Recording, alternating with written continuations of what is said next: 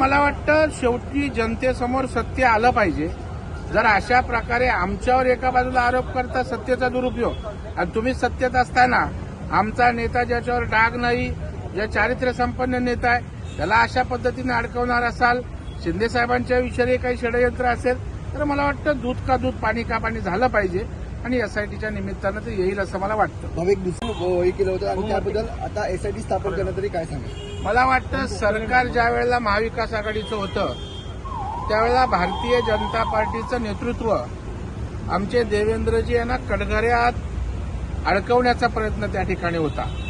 खोटे गुन्हे दाखल त्यांच्यावर करा, कसंही त्याने याच्यात गोवा, अशा प्रकारचं जे षडयंत्र त्या ठिकाणी रचलं जात होतं त्या संदर्भात ठाण्याच्या एका प्रकरणाची मी माहिती विधिमंडळात त्या ठिकाणी दिली होती आणि या संदर्भात एसआयटी चौकशी करून यातलं सत्य बाहेर यावं आणि हे कशा पद्धतीनं सत्तेचा दुरुपयोग करत होते हे जनतेसमोर यावं आणि मला वाटतं अशा प्रकारची एसआयटी नेमण्याचा निर्णय झाल्याचं मला समजतं.